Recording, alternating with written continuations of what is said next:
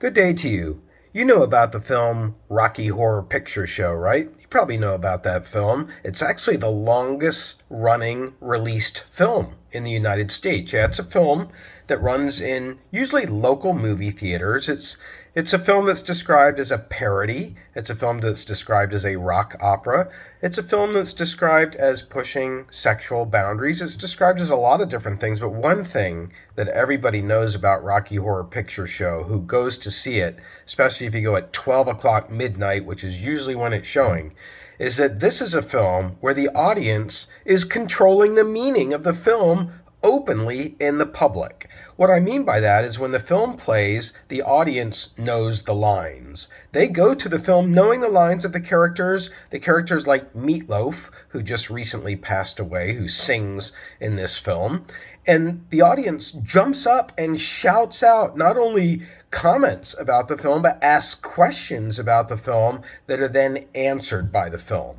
So this is a really unique way in which the audience has essentially taken control of the film The Rocky Horror Picture Show. And it introduces for us our next subject, which is reception analysis. It's chapter 10 in the book, Reception Analysis. And now we are moving in a new direction with our media criticism because we are moving towards looking for meaning no longer in the message, like we did with symbols and rhetoric, or scopophilia as we did with Freud and feminism and queerism. We're not looking in the text so much now as we are looking at the audience. And that's what reception analysis is about. And just like Rocky Horror Picture Show can have a completely different experience to it now compared to how the producers intended it when they wrote that film, because the audience is taking control of it and is inserting their own meanings, that's what we are looking at. Because of that kind of phenomenon, we are taking a look at reception analysis today. So reception analysis,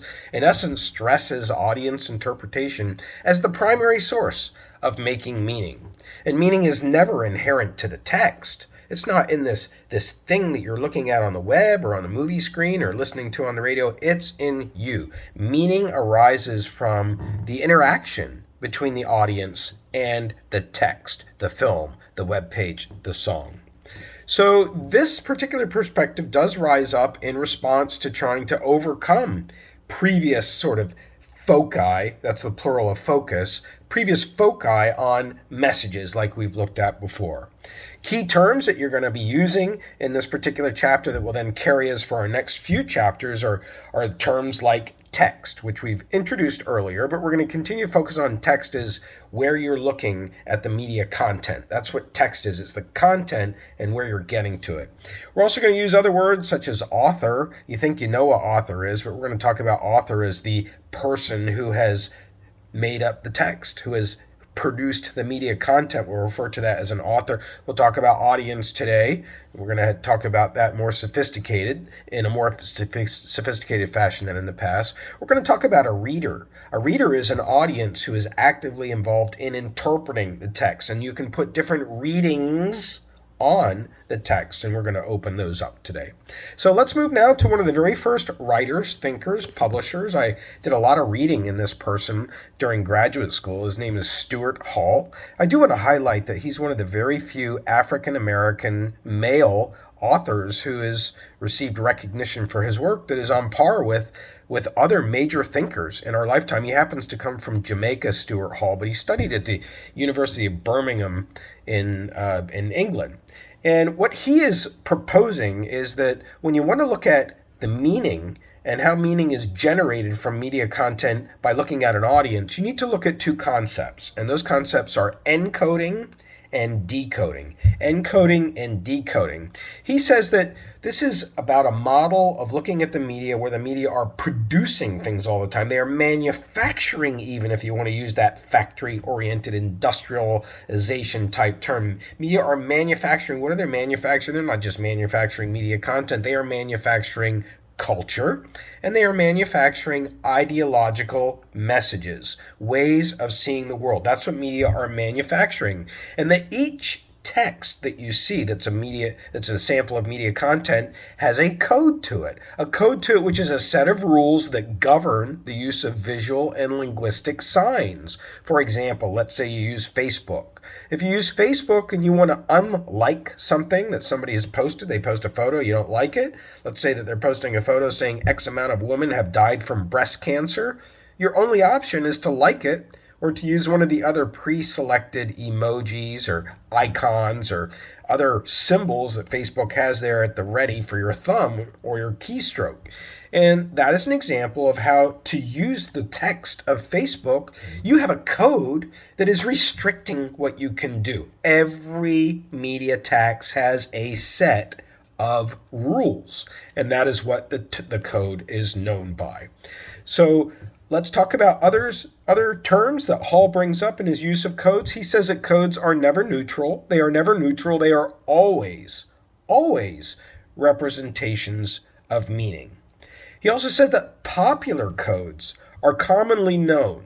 Popular codes can be seen all the time, but it's the deeper codes that you want to find within text. And we're going to talk about how you get to that today with some of the work of other thinkers in this area.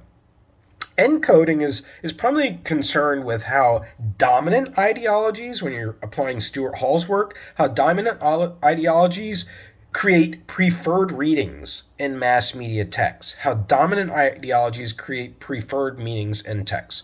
I'm going to give an example now having to do with media content so that this doesn't operate at too abstract of a level. People like to vacation.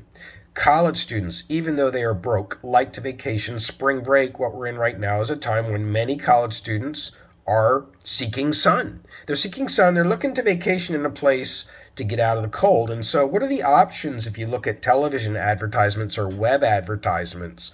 What you see are cruises. You see a lot of cruises. What you see are a lot of destinations that are billed as safe. Destinations within the United States like Florida, for example. Or if you're going to go to Mexico, the destinations that are featured are Cancun. And the way that the destinations are featured, taking Cancun, Mexico as a for example, is you go to a resort and you do a lot of drinking. You participate in a lot of sports, water sports. You have Mexicans who are going to wait on you, and they're going to be very kind, and they're going to speak English to you. And you're going to do that pretty much for your week. That is a way of vacationing that has a particular point of view to it. It is essentially saying that if you were going to vacation, you have to do it under this restricted way of going around and seeing the place that you're going to. You have to do it under and this would be a very different way of visiting Mexico or really any other country than, for example, deciding to drive to Mexico across the border, which is something that many people wouldn't consider because there's a whole other ideology that has been presented about Mexico in terms of it being dangerous because of drug cartels and because of corruption. And so driving across is something that many Americans would never consider. And I can just tell you, I've been to Mexico many times. I go twice a year. I go to parts of Mexico. I'm not speaking from academic experience here. I go to parts of Mexico that are just wandering around, going to see them. The place that I go to the most is Mazatlan, Mexico. I fly there. I've gone by bus going across the border. And so I'm trying to reveal Stuart Hall's method of analyzing that dimension of encoding and decoding, the encoding part of it, where a certain narrative is told, a certain ideology is presented that is a way of seeing the world. And that's what mass media do. They produce this on a mass scale so that so many thousands of people will never go to Mexico the way that I have just stated. That's how deep the encoding can be. So I do want to talk about decoding. It is the back end of Stuart Hall's twin concepts here, and decoding is concerned with how the audience attributes meanings to texts. And Stuart Hall says that there are three levels of the way that decoding takes place, three different levels of how the audience attributes meaning to the text. You've got a dominant meaning. That would be the meaning that I described a moment ago about the way to vacation. And then you've got an oppositional meaning. An oppositional meaning may come from that, or, oh no, I'm not going to subscribe to that kind of vacationing on a cruise line or going to a Cancun resort because that is making me go along with a bunch of other people people, and I'm not getting to express my individualism. I'm having to accept whatever the tour guides are. I'm doing the same things that everybody else. I'm eating at the same times. I'm eating the same foods. I'm not getting to venture out. That would be an oppositional reading that Stuart Hall says is taking place, a second level. And then there is a third level, he says, and that is a negotiated reading. A negotiated reading, that's where you and the text have a kind of push and pull, and you come to a different reading that is uniquely incorporating your thinking and is also still borrowing what you think some of the intended meaning is from the author of the text. And so you are accepting, for example, that you might go to Cancun and stay on a resort, but you are also going to book a side trip outside where you're going to get a car and you're going to drive outside of Cancun and venture out on your own. And that might be a negotiated way of interpreting a television advertisement about a vacation. Now let's move on to the next area of reception analysis. It's an area that's called polysimi. Polysimi, P-O-L-Y, means many, right? And S-E-M, you might already know, is the root of words, of meaning, I should say, semantic. That's where that comes from. So polysimi is going to be contributed to by two thinkers here. The first is John Fiske. John Fiske, he was a Wisconsin philosopher from the U.S., and he's working in the University of Wisconsin in the 1800s, a long time ago, and he's saying that there's no question about whether a text has multiple meanings, has many meanings. The question is how many multiple meanings there are in a text. And you have only to look at the text at different levels to get to these meanings. That Stuart Hall got us started with 3 levels, right? But John Fiske, he's saying, oh no, there are many, many more. And so you want to help audiences find their place in interpreting the text. And then they can find their place. Once they find their place in terms of their relation to the text, then they will have a closer affinity to the text. Let's expand that further now with Celeste Condit's work. Celeste Condit, again, I want to highlight one of the few female scholars that we've been able to underscore as a major thinker for a theoretical perspective. She's still living. She's a rhetorical scholar. She's teaching in rhetoric in the same state that I'm in right now. I'm in Georgia touring around. I'm in Savannah, Georgia, a beautiful town along the river. And she's from the University of Georgia, and she argues that dominant ideologies prevent some audiences from experiencing all the codes that are there in the message. That some dominant ideologies are actually preventing people from seeing the codes that are in the message. When you think of Disney, you think of Disney probably as a wholesome American company, right? It's provided all these movies that kids grow up with after they graduate from Sesame Street, if you want to think of it that way. It's usually got character storylines with happy endings, and beautiful music is going on in Disney films. It's a kind of way of seeing the world, right? But do you know that there is a lot of theorizing about Disney getting audiences due to subliminal advertising, which is to say they are incorporating sexual innuendo in a lot of their media content. You can Google it yourself. You can look at subliminal messages in Disney, and you will find all kinds of drawings of penises and all kinds of other sexual organs and sexual related stuff. Celeste Conduit might say that what's going on here is you don't see that. You don't see that because the dominant ideology of Disney is a wholesome, almost caretaking organization of our young people, particularly females, is so well established in our culture. And Disneyland and Disney World that people almost pilgrimage to, even more than they'll go to a Montreal, Canada, that's a different way of reading Disney text.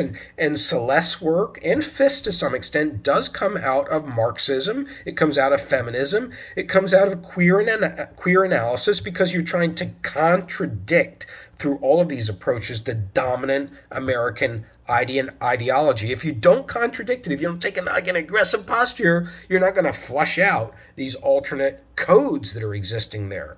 So Conda also critiqued the internal personal work that's needed to generate personal meaning against a text.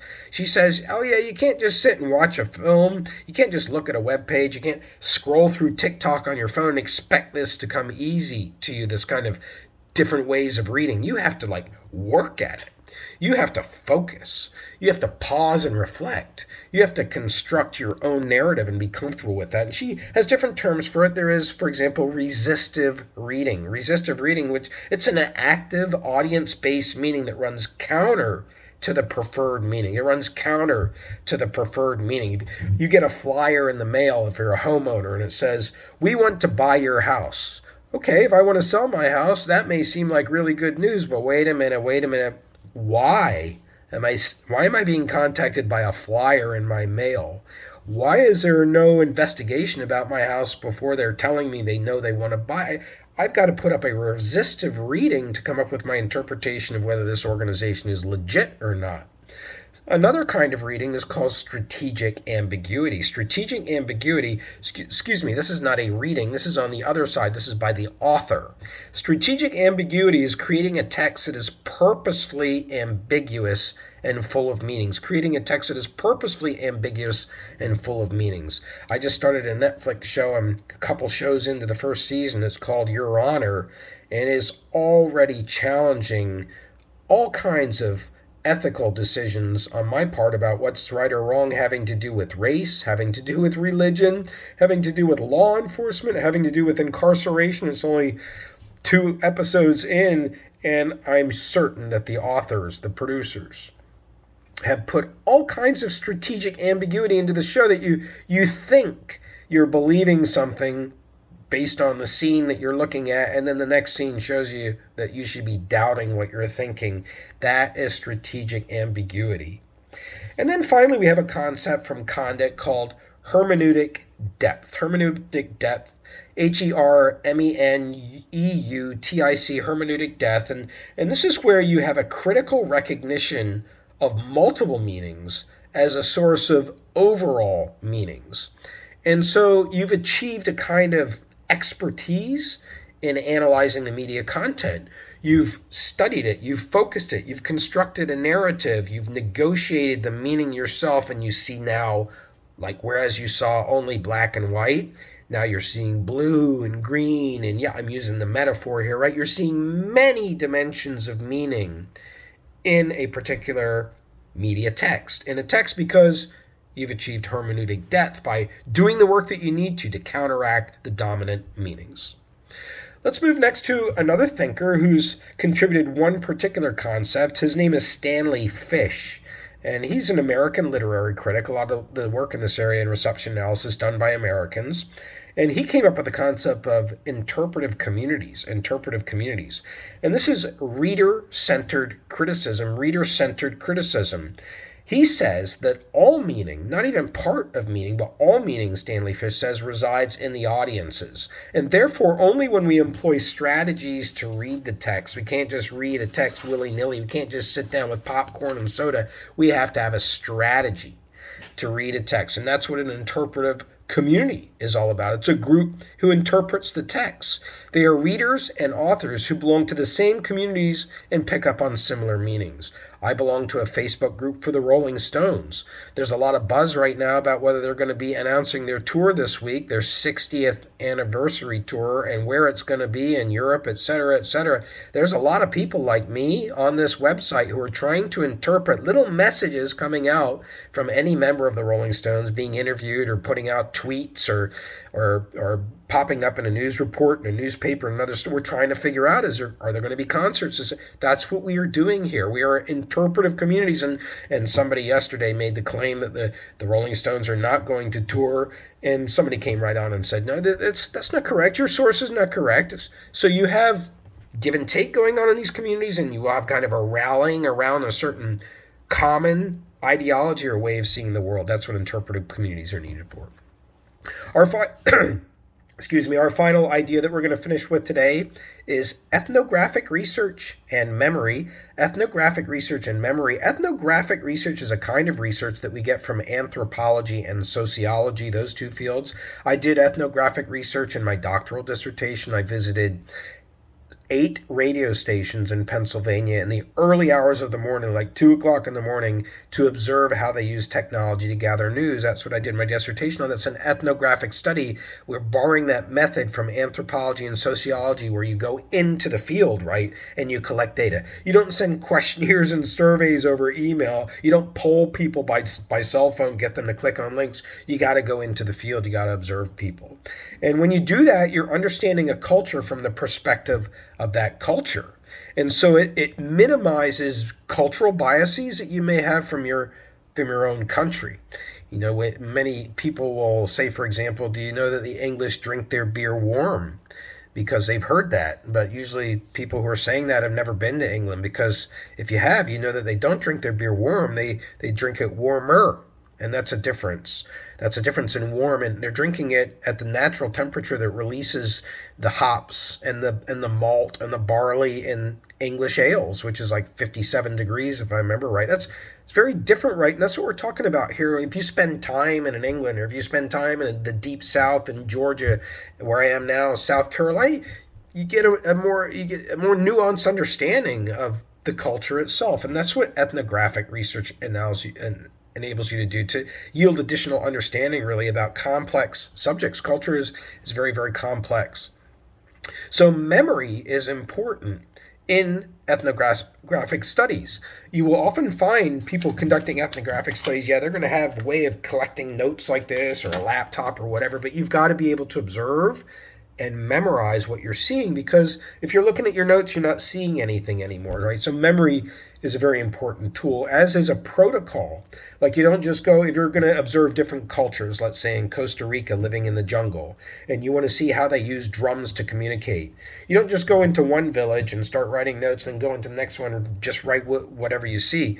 You have a certain list of categories of things you're going to want to do. You're going to observe materials used in the drums. You're going to use time of day when the drums are played. You're going to played by men or women. You know, whatever your categories are. This is a protocol that you develop when you go into the field. Again, this comes from anthropology, and it comes from sociology. Essentially, what you're trying to do as this kind of research is get out of the way. Get out of the way of your own research. That's what ethnographic research is normally done, and that's how we get at audiences. That's how we get at knowing what a reception analysis is going to provide us in terms of insight into criticizing media content. Because when we perform reception analysis, we interview audiences.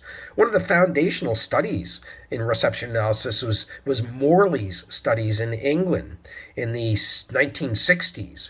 He interviewed thousands of people who were watching television news, and then he had to go back, and after he had the protocol for asking the questions and then interviewing them and collecting the data, then he had to go back and categorize all that data into themes that kept coming out, themes about why people watch local television news, because it made them feel safer about their world, for example, is one of the themes that might have come out. So this is how reception analysis is conducted and performed, and it's how we get access to these meanings that we say are inherently in the audience. Have a great day.